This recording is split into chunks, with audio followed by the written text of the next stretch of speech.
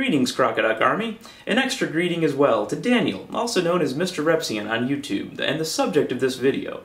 Almost a year ago, on June 30th, 2011, Daniel joined the Crocoduck Army, one of many Christians and other types of believers here in Crocostan, believe it or not. I'd never even heard of him until quite recently, but he is someone with a lot to say, and recently has gained quite a following on YouTube. He doesn't talk about religion that often, and much of the time when he does, it's against fundamentalists. But he made a very long video last week about his reasons for being a Christian.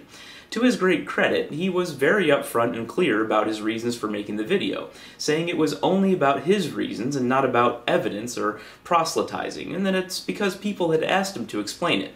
He also accepts evolution, same-sex marriage, and doesn't ever go around telling people they're going to hell. He's basically the opposite of shock of God, except for the Christian part. I asked him if he minded if I made this video response to him, and he said it was fine. I asked because in that video, he talked about having been sexually molested as a child by an older friend, watching his father suffer through a horrible life-threatening illness, and having his best friend die suddenly. At 20 years old, he already has the confidence to share his life story with the internet, and I felt that earned him some deference if he didn't really want any extra attention paid to a video that was clearly very emotional to make. In the same spirit as his video, my response is more about giving my perspective on his reasons that he decided that Christianity was for him.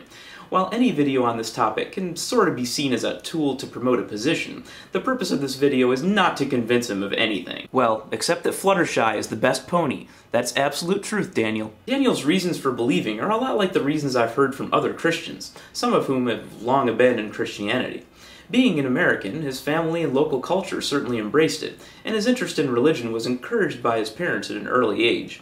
When his father became sick with a disease where he grows massive amounts of skin that shed off the body every day, he explained that a few years later his dad went to church and people prayed over him. 6 months later, he no longer had the disease.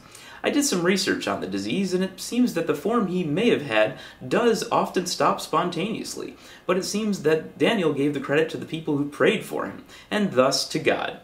Clearly, I think the far more likely candidate for his healing is the regular course of the disease, and not any sort of supernatural intervention. What kind of God would let him suffer until he was sufficiently worshipped anyway? After all the bad experiences that I described, he had what I guess some would characterize as a religious experience after returning home from his best friend's funeral. He described a great weight lifted from his shoulders, as well as God answering his question about why all these terrible things had happened to him. The answer? Well, God told him it was to make him stronger.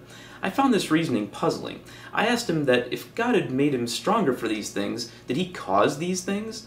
Would God sacrifice the health or even the life of another person just to teach a life lesson to Daniel? He said that he didn't believe that's how it worked, and that God used things that already happened to make his faith stronger. It seemed to me that if these events were already going to happen, though, that they did not happen for his personal growth by definition, and thus God would not have used that reasoning. His answer from God has all the markings of a human perspective. Some of the comments on that video were pretty brutal, and he made a video about that too. Daniel, I completely empathize with having to deal with people who see the religious question as nothing less than total ideological warfare, and I try not to conduct myself that way. I think there's a factor for you to keep in mind as well, though. There are literally millions of atheists out there who have been severely hurt by others in the name of the religion that you belong to, and in the same way that you have used religion to help you through the horrible things that have happened in your life, others have had horrible things happen to them in the name of religion. That doesn't excuse anyone's behavior toward you, and it doesn't answer anything about whether yours or any other interpretation of religion is true, but it shows everyone what the power of human suffering can do.